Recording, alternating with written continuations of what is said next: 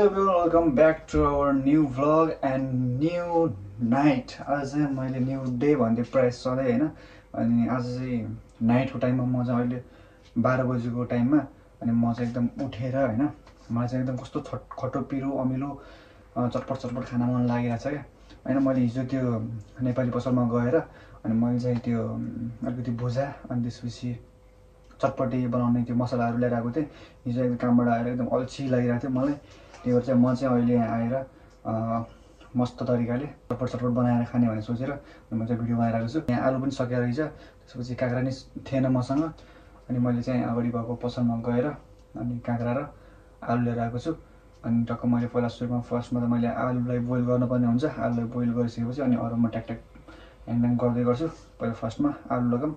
ल हेरौँ है त कस्तो हुन्छ। बबाल तरिकाले खान्छु आज चाहिँ मस्त तरिकाले सबैलाई छिक्काउन। फर्स्टमा चाहिँ म आलु बोइल गर्नुपर्ने हुन्छ हैन। आलुलाई बोइल गरिदिन्छु।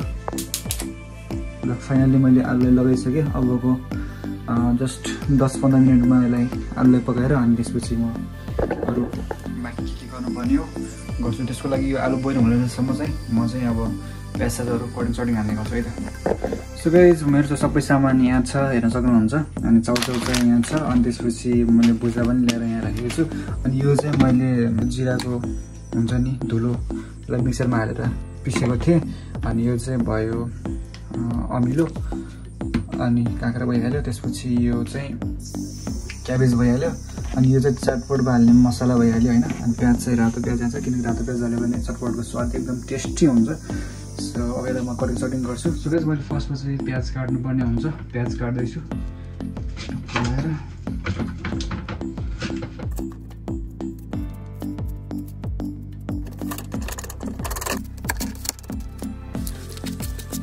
सो गाइस मैले चाहिँ प्याज काटेर सकिसकेँ। अब चाहिँ मैले यो बन्दा काट्छु थोरै। काँक्रा अब चाहिँ काँक्रा काट्छु। नेपालको काँक्राको र यहाँको काँक्रामा डिफ्रेन्स है। नेपालको यस्तो काँक्रा चाहिँ मैले देखेकै थिएन अहिलेसम्म। सो गाइस मैले चाहिँ काँक्रा त्यसपछि प्याज र अनि काउली काटेर सकिसकेँ। हेर्न सक्नुहुन्छ। प्याजहरू यताउता काट्ने बेलासम्म चाहिँ आलु पनि बोइल भइसकेको छ। अहिले चाहिँ मैले बोकेर छिलेर त्यसपछि मैले सबै यसमा हालिदिन्छु मिक्स गरेर। अनि त्यसपछि मैले चाहिँ तेलहरू तताएर गर्नुपर्ने हुन्छ। ल आलु पनि छिलेर भ्याइयो। अब चाहिँ मैले यो सबै यसमा हालिदिन्छु है त। भाँडालाई नै यसमा हालिदिन्छु।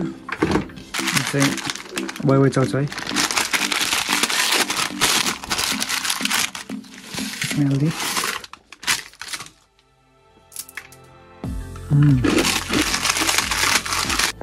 सुरज मैले चाहिँ सबै यहाँ हालिदिइसकेँ होइन। अनि यो चाहिँ जिराको पाउडर छ। यो पनि मैले थोरै धेरै नहालौँ थोरै हालिदिइहालेँ फर्स्टमै। अब चाहिँ मैले आलु कटिङ गर्नुपर्ने हुन्छ। मैले चाहिँ यो आलु काटेर होइन अनि मसिनो गरेर आलु पनि हालिदिएँ होइन।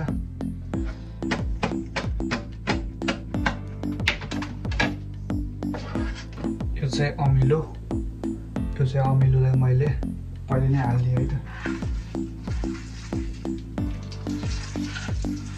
मैले चाहिँ सबै चिज काटेर सब चिज रेडी भइसक्यो। अब चाहिँ तेल हाल्नु पर्यो। अनि तेललाई तताएर यो भएको जिरा पहिले पनि हालिसकेको छु।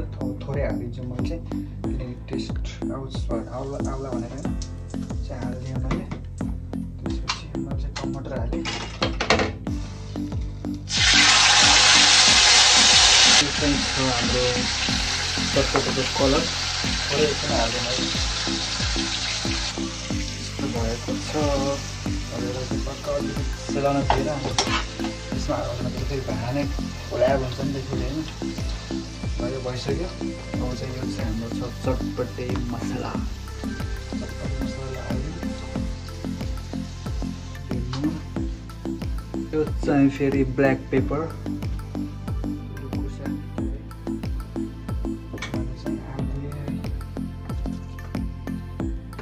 हेर्न सक्नुहुन्छ होइन पुरै रेडी भइसक्यो। अब यसलाई यस्तो मिल्ट हानेर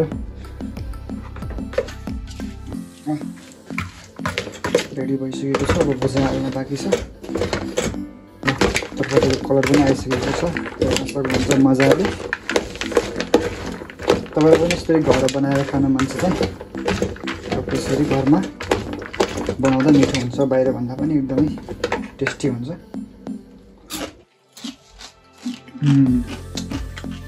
एकदम ठिक छ अब त मैले बोझा हाल्यो त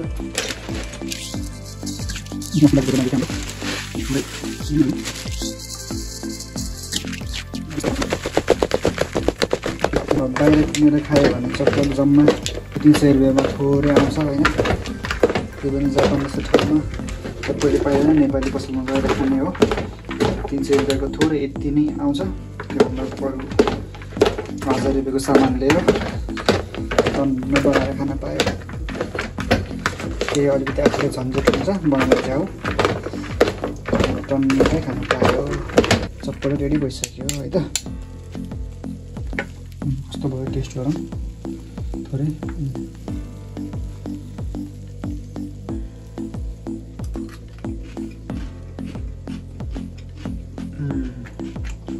सो गाइज चटपट चाहिँ यस्तो बनेको छ हेर्न सक्नुहुन्छ फाइनल्ली एकदम टेस्टी एकदम मिठो भएको छ म चाहिँ खान्छु मजाले एकदम मुखबाट पानी आइसक्यो पानी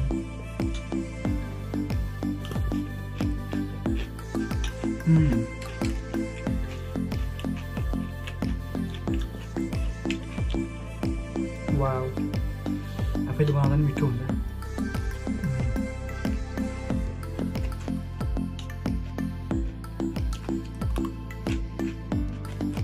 सो गाइज मैले चाहिँ चटपटी खाएर सकिसकेँ एकदमै प्योर रहेछ होइन मेरो त अहिलेसम्म कानको यो जालीहरू दुखिरहेको छ एकदम प्योर रहेछ अनि पानी खाँदै टक्क अनि जसो गरी भ्याए त्यत्रो चटपटी मैले एक्लै खाइदिएँ एक्लै डेन्जर अब त चटपटेको लास्ट खानाको चटपटे पानीपुरी मलाई अमिलो चिजहरू खतरा मनपर्छ केटीहरू भन्दा पनि खतरै मनपर्छ होइन सो त्यही हो आई होप तपाईँहरूले हेरेर इन्जोय गर्नुभयो होला पक्कै पनि आजको ब्लग चाहिँ यति नै होइन ब्लगहरू नयाँ नयाँ म्युजिक भिडियोहरू अझै गर्दैछु आइरहेको छ हेर्नु होला माया गरिदिनु होला सेयर सब्सक्राइब हान्न नभुल्नु होला त्यही हो माया देखाइदिनु होला सो आजको ब्लग चाहिँ यति नै बाई बाई